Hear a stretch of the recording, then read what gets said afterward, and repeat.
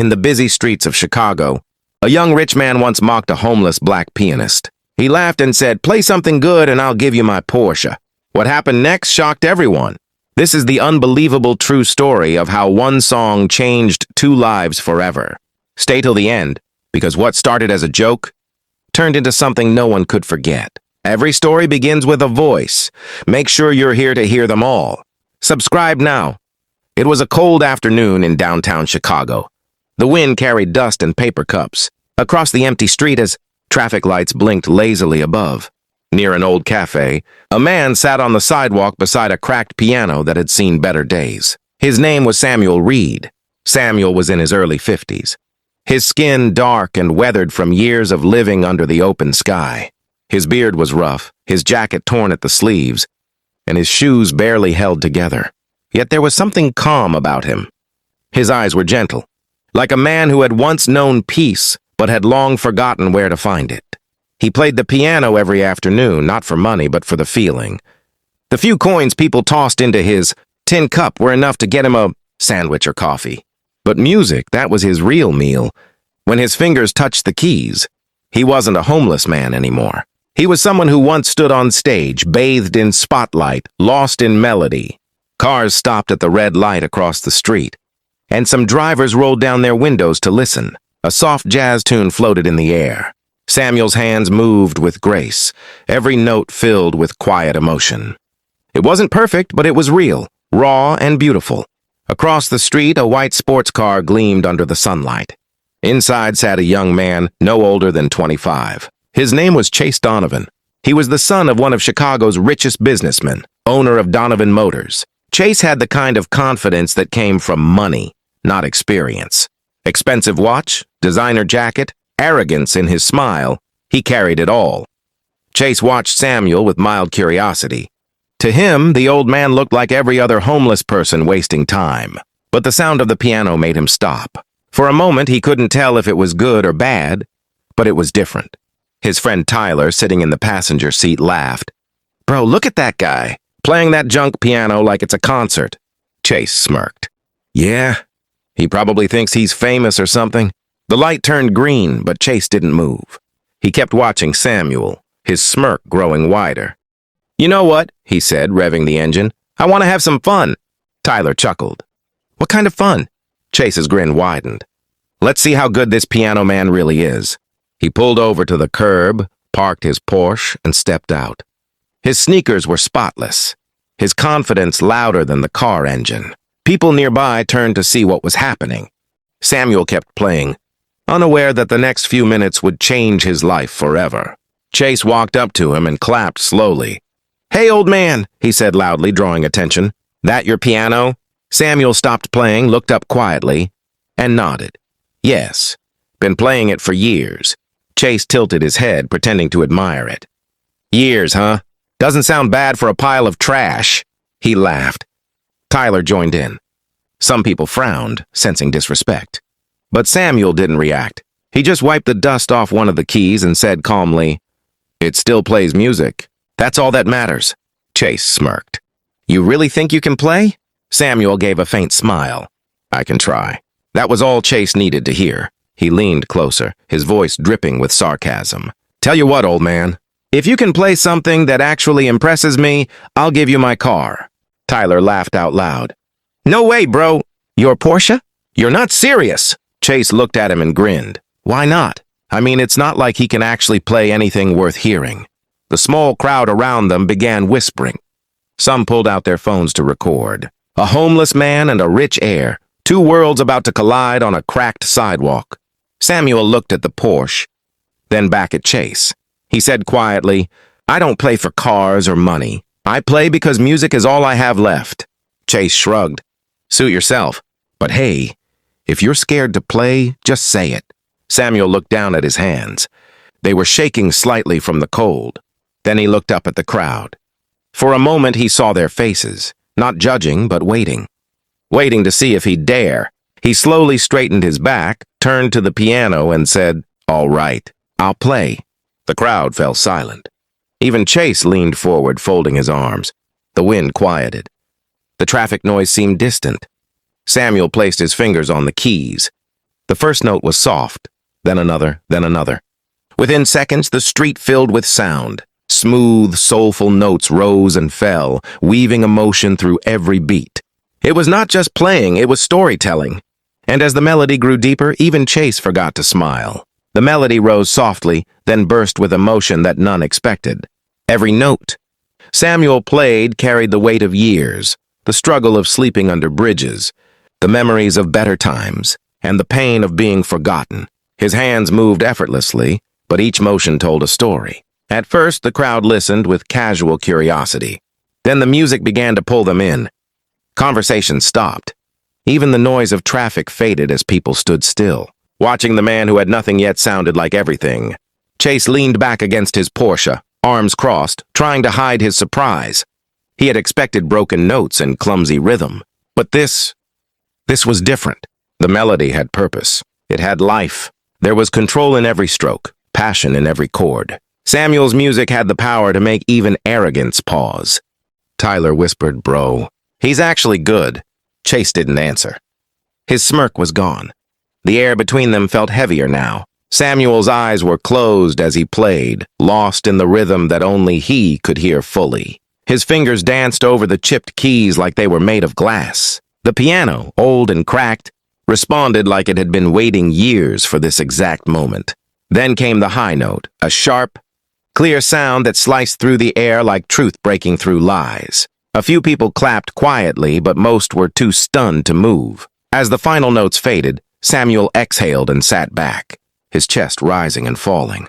He opened his eyes slowly, not looking for applause, just peace. A little boy in the crowd whispered, "Mom, he plays better than the people on TV." The mother nodded softly. "Yes, sweetheart, he does." Chase cleared his throat, forcing a grin. "Not bad, old man. You've got some experience." But his voice wavered slightly. He wasn't sure if it was admiration or discomfort he felt. Samuel looked at him calmly. "Music is like truth, son. You can pretend to ignore it, but it finds you anyway." Tyler glanced at Chase nervously. "Man, just give him something and let's go. You said—" Chase cut him off sharply. "Relax. I said I'd give him my Porsche if he impressed me. I didn't say he did." The crowd murmured, displeased. A woman spoke up from behind. "You said it, young man. We all heard you." Chase turned toward her. "Lady, you don't tell me what to do. It's just a joke." The whispers turned into disapproving stares. People started taking videos, recording every moment. Samuel stood, adjusting his old jacket. "It's all right. I didn't expect anything else." He started packing his small bag, the same calmness still in his eyes. Some promises are meant to teach lessons, not to be kept. He walked away slowly, pushing the piano a few feet down the street, its wheels squeaking on the concrete. The crowd watched silently. Chase stood frozen beside his car, feeling something he hadn't felt before, a quiet shame. He laughed it off, but it didn't sound convincing. "Come on, man," Tyler said softly. "Let's go." Chase didn't reply. He looked at Samuel's back disappearing into the distance. For a split second, he saw not a homeless man, but a teacher he didn't know he needed. That night, Samuel slept inside an abandoned subway station. The walls smelled of rust and damp paper. He covered himself with an old blanket. The piano parked beside him like a loyal friend. As rain fell outside, he stared at the ceiling, lost in thought. It had been years since anyone truly listened to him play. Years since he had been called. "Mr. Reed," the name his students once used when he taught music at a high school on the South Side. He remembered the classroom filled with cheap instruments and eager young faces. He remembered teaching them that music wasn't about perfection. It was about emotion. Back then, he had a family, a wife named Gloria, and a daughter, Maya. But life had turned cruel. Gloria's illness drained every dollar they had. Hospital bills piled up, and Samuel worked 3 jobs to keep them afloat. When she passed away, his world shattered. He drowned his grief in alcohol, lost his job, and eventually, his home. His daughter left for college and never looked back, ashamed of what he had become. Now all that remained was the piano, a broken wooden survivor, just like him. He sighed, closing his eyes as memories flooded back. "Maybe that rich boy was right," he muttered softly. "Maybe I am just a joke." But before he could fall asleep, faint footsteps echoed in the tunnel. A small flashlight flickered in the dark. It was the same boy who had watched him play earlier, holding a paper bag in his hands. "Mr. Piano Man," the boy said shyly, "my mom sent you dinner." Samuel sat up slowly. "You came all the way here?" The boy nodded and placed the bag down. "You played really nice today? Mom said we shouldn't let talent starve." Samuel smiled faintly. "Thank you, son. What's your name?" "Eli." "Eli, you remind me of my students. Always curious." The boy grinned. "Can you teach me how to play sometime?" Samuel hesitated. It had been years since anyone asked him that. He nodded. "Sure, I'd like that." As the boy ran off, Samuel looked at the food, 2 sandwiches and a bottle of water. He ate slowly, his mind still on the earlier humiliation. But deep down, something had changed. That crowd, those eyes, that small boy. Someone had seen him again. Miles away, Chase sat in his penthouse, staring out at the city lights. Music still echoed in his head, the same melody that man had played. He tried to shake it off, but it followed him like a ghost. He poured himself a drink, sat by the window and whispered, "How can a man with nothing play like that?" For the first time, he felt the emptiness of his own world. Money, cars, parties, but no soul. The sound of the piano wouldn't leave his mind. He didn't know it yet, but that tune was about to change both of their lives forever. The next morning, Chicago's streets buzzed with routine noise, horns, chatter, and footsteps rushing to work. But for Chase Donovan, nothing felt routine anymore. He sat inside his Porsche at a red light, fingers tapping against the steering wheel, restless and distracted. The music from the previous day wouldn't stop replaying in his mind. It wasn't just a tune, it was something deeper, something that made him uncomfortable. He had heard countless professional musicians play at charity galas and luxury clubs, but none had hit him the way that homeless man's melody did. Tyler's voice came through the Bluetooth speaker. "Yo, man, you good? You've been quiet since yesterday. You still thinking about that piano, dude?" Chase sighed. "It's nothing, bro. Just can't get that tune out of my head." Tyler laughed. "Forget it, man. He's probably some washed-up dude who used to play years ago. You don't owe him anything." "Yeah," Chase muttered maybe. But he didn't believe his own words. For the first time, he felt like the one who had failed. The arrogance that had always made him feel powerful now made him feel small. That evening, he drove downtown again, this time without his friends. He parked near the cafe where the man had played. The piano was gone. Only faint chalk marks on the sidewalk showed where it had stood. Chase looked around, scanning alleys and bus stops, hoping to spot him. After a few minutes, he saw an old newspaper seller. "Hey," Chase said, "you know the man who plays piano here? Older guy, black beard?" The vendor nodded.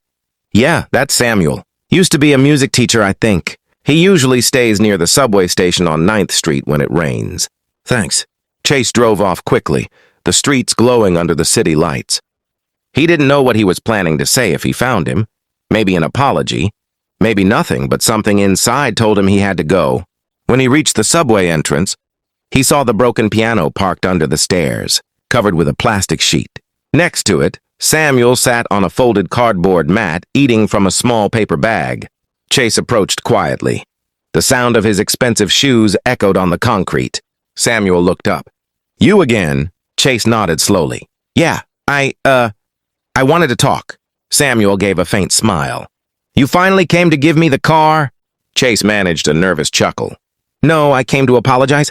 The words felt strange coming out of his mouth. Chase Donovan had never apologized to anyone before. "I was out of line yesterday," he said, staring at the floor. "I shouldn't have mocked you. You play better than anyone I've heard." Samuel studied his face. There was no pride in his eyes, only exhaustion and honesty. "It's all right, son. Life will teach you what money can't. You just learned your first lesson early." Chase nodded, ashamed. "You really were a teacher, weren't you?" "Yes," Samuel said softly. "Once upon a time. Music used to pay my bills. Now it pays for my bread." There was silence for a moment, only the dripping of water echoing through the tunnel. Chase looked at the piano. "Can I hear you play again?" Samuel hesitated. This old thing doesn't like the cold, but sure. He uncovered it, wiped off some dust, and began to play again. The same melody returned, but softer this time, like a whisper instead of a shout. Chase closed his eyes for a moment, feeling something unfamiliar. Humility. When Samuel stopped, Chase exhaled deeply. "You ever think of playing somewhere real? Like a concert or something?" Samuel laughed. Who'd want to see a homeless man on stage? Chase shook his head. I would. And maybe a lot of others, too. He thought for a second, then said, I have a friend who runs a local music bar. They host open mic nights. I could get you in. Maybe that's a start. Samuel looked doubtful. I don't belong in places like that anymore. Yes, you do, Chase said firmly. You belong anywhere music lives. For the first time, Samuel's eyes softened with gratitude. All right. Maybe one last time. That night, the unlikely pair, one rich, one broken, made a silent pact that neither fully understood yet. 2 days later, Chase stood inside a cozy downtown music bar called The Blue Note. Dim yellow lights glowed over wooden tables, and the small stage at the front held a polished piano. The evening crowd buzzed with energy, waiting for local performers to play. Chase checked his watch nervously. Samuel was late. He had told the owner, a woman named Claire, that a hidden gem would be performing tonight. Claire had laughed, assuming it was one of Chase's jokes. But Chase wasn't joking anymore. The door opened quietly. Samuel stepped in, wearing a clean but faded shirt and a jacket. Chase had bought him earlier that day. The difference wasn't in his clothes, it was in his eyes. For the first time in years, Samuel looked like a man who belonged somewhere. Chase waved him over. You made it. Samuel smiled. Wouldn't miss it. Claire greeted him politely. You're the pianist Chase mentioned? Welcome. Just a small crowd tonight, but they love good music. Samuel nodded. That's all I need. When his name was called, he walked to the stage slowly, his steps unsure but steady. The murmurs in the audience quieted. He sat down, adjusted the bench, and placed his hands on the keys. For a moment, he didn't play. He just looked around, the faces, the lights, the sound of glasses clinking.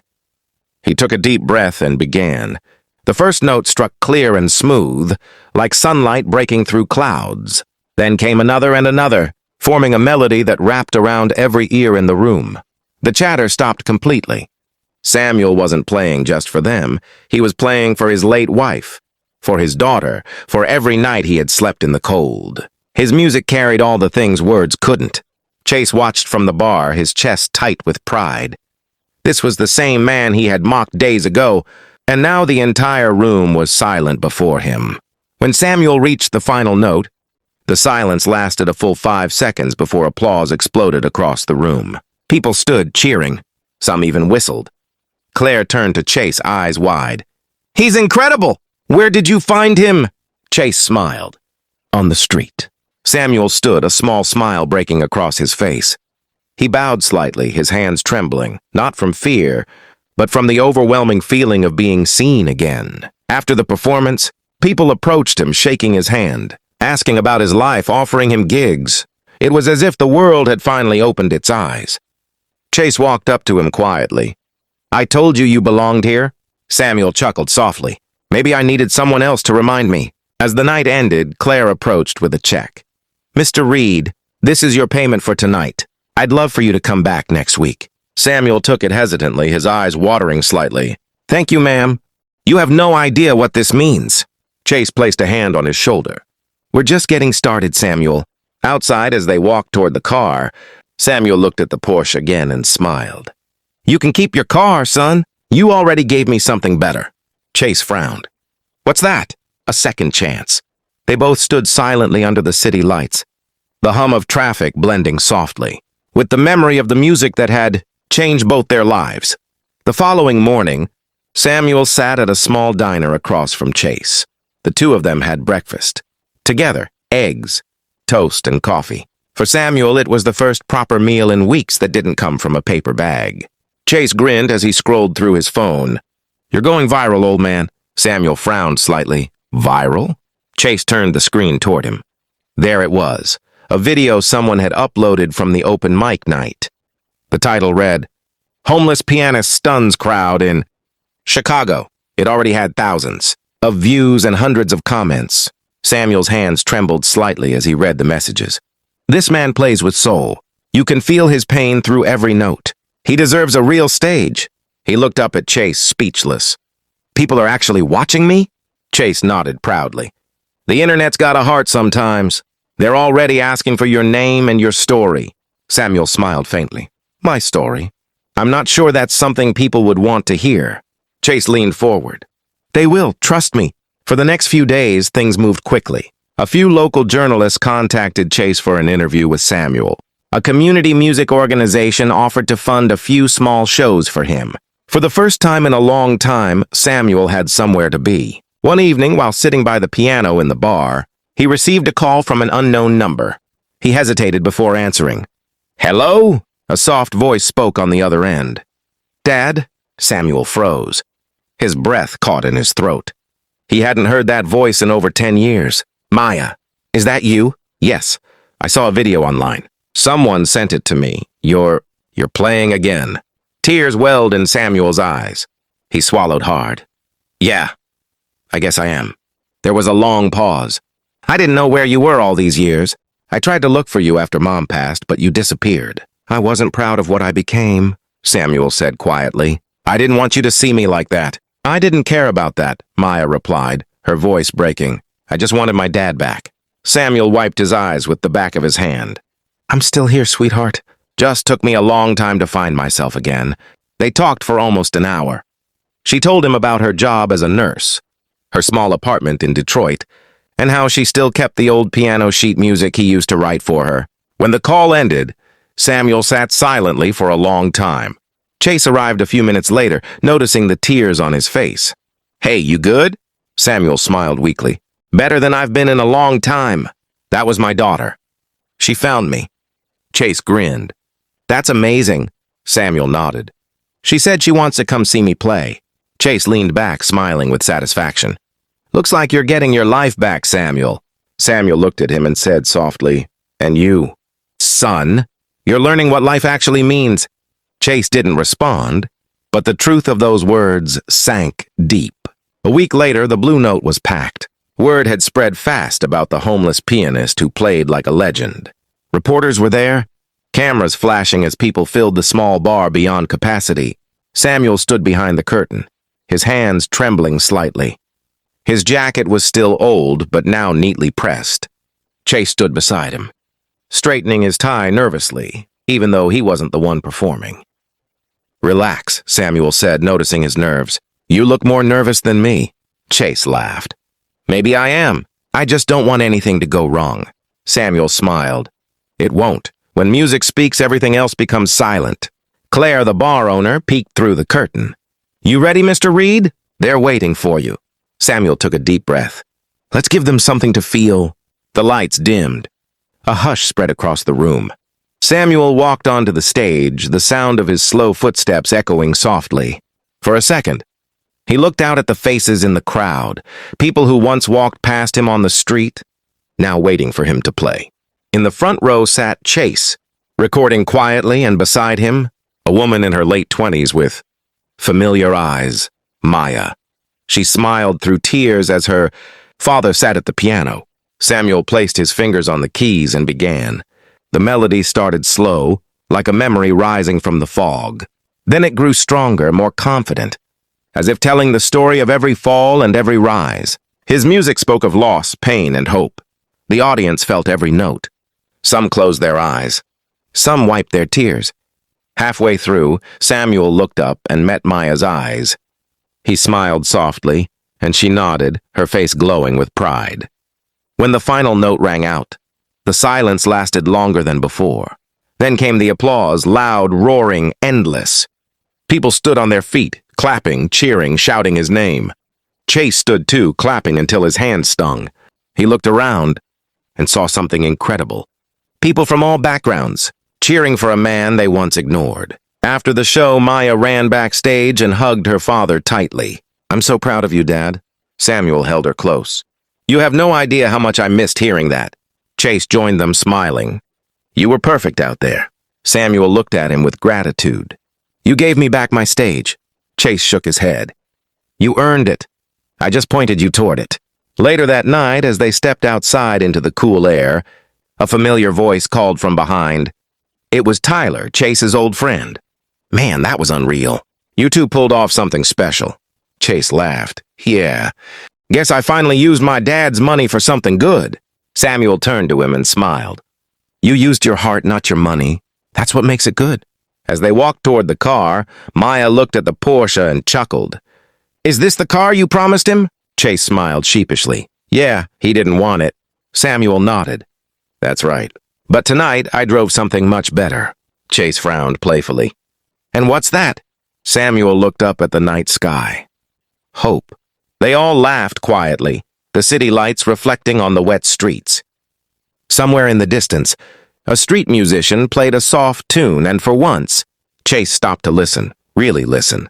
He finally understood what Samuel had been trying to teach him from the very first note. The next morning, sunlight spilled through the blinds of Chase's apartment. He scrolled through his phone, half awake, and saw a headline on the news app. "Homeless pianist Samuel Reed captures America's heart." Below the headline was a photo of Samuel at the Blue Note, eyes closed, hands on the piano, with the audience standing in applause. Chase grinned. "You did it, old man," he said softly. Within hours, Samuel's story was everywhere. News channels, social media blogs. People were sharing clips of his performance, calling him the man who played from the soul. Later that day, Samuel sat in the same diner where everything began. Reporters stopped by for interviews, and customers who once ignored him now greeted him warmly. He wasn't famous yet, but he was finally seen. Chase entered the diner holding a folder. "You might want to take a look at this," he said, sliding it across the table. Samuel opened it slowly. Inside was a letter from a major music foundation in New York offering him a recording opportunity and a small contract for a charity album featuring street musicians. "They saw your video," Chase explained. "They want to fly you out next week. All expenses covered. They said they've never heard anything like your sound before." Samuel stared at the paper, blinking slowly as if afraid to believe it. "I don't know what to say." "Say yes," Chase said with a smile. Samuel laughed quietly. "You sure about this? I'm just an old man with a cracked piano." Chase shook his head. "No. You're a legend with a story that can heal people." Samuel folded the paper carefully and slipped it into his jacket pocket. "All right, then I'll go." As they walked outside, a young street performer approached them with a small keyboard. "Mr. Reed, can you sign this for me? You're the reason I started playing." Samuel signed it with a trembling hand. When the boy left, he turned to Chase and said softly, "You see that? That's worth more than any car in the world." Chase nodded. "I think I finally understand." A week later, Samuel boarded a flight for the first time in his life. Maya accompanied him, while Chase insisted on covering all expenses. As the plane took off, Samuel looked out the window, the clouds glowing beneath him. Maya smiled. "You look nervous." Samuel chuckled. "I'm not nervous, just amazed that life still had surprises left for me." When they landed in New York, a car was waiting to take them to the concert hall where Samuel was, scheduled to perform. It wasn't a massive arena, but it was big enough to fill his heart with both excitement and disbelief. Inside, musicians rehearsed, sound engineers worked on the lighting, and reporters waited in the lobby. Samuel was handed a fresh suit, simple, elegant, and far different from his old worn clothes. Chase joined them later that evening, flying in just in time for the show. "Wouldn't miss this for the world," he said as he greeted them. The show began at 8. As Samuel walked onto the brightly lit stage, he froze for a second. Rows of people filled the seats, their faces glowing in anticipation. Cameras flashed. The world was watching. He sat down at a grand piano, the smooth keys gleaming under the spotlight. He took a deep breath and began to play. The melody he chose was the same one he had played on that cold Chicago street. But now every note echoed in a hall designed for greatness. The sound was pure, alive, filled with the journey of a man who had fallen and risen again. People wept quietly. Some smiled. Some closed their eyes and let the music wash over them. Halfway through the song, the large screens behind him displayed a video montage. His street performance, his first night at the Blue Note, and finally, a shot of Chase standing by that Porsche watching in awe. When the final note faded, Samuel lifted his hands and looked out at the audience. The applause came like thunder. He stood overwhelmed and bowed deeply. In that moment, the man who had once played for coins was now playing for the world. Months passed. Samuel's charity album topped several online music charts. He donated most of the money to shelters that supported homeless artists. The rest he used to open a small music school in Chicago, the Reed Center for Street Musicians. On opening day, the walls were decorated with photos of his journey from the street corner piano to the grand stage in New York. Children from poor neighborhoods, lined up with second-hand instruments in their hands, their eyes full of dreams. Chase stood beside him, wearing a simple jacket instead of his usual designer suits. Success had changed him, too. He had sold his Porsche and invested the money into Samuel's foundation.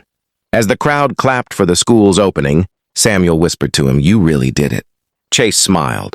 "No, Samuel, we did it." That evening, when the children played their first simple tune on stage, Samuel sat quietly in the front row, tapping his fingers softly along with the rhythm. Maya stood beside him, proud and teary-eyed. After the performance, a young girl approached him shyly.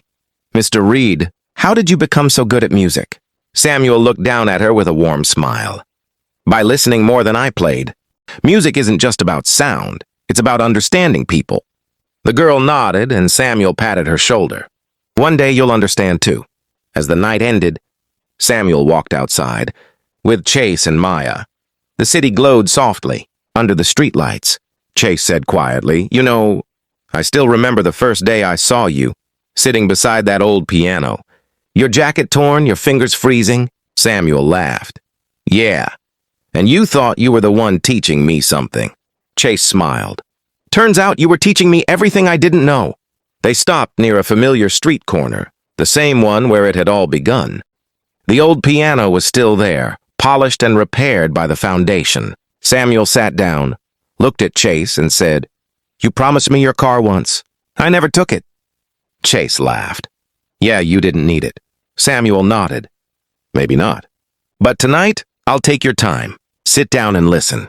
Chase leaned against the wall as Samuel began to play once more. The same melody that started it all filled the air. It was softer now, older, wiser. Passers-by slowed down to listen just like before, but this time they knew his name. As the last note faded into the night, Samuel smiled. "You see, Chase, music never needed a home. It just needed someone to believe in it again." Chase looked at him, eyes glistening. "And you made me believe." The two men sat in silence as the city lights shimmered around them. The sound of the piano drifted through the streets, a song of redemption, of second chances, and of a man who proved that greatness can live anywhere, even on the coldest corner of the city.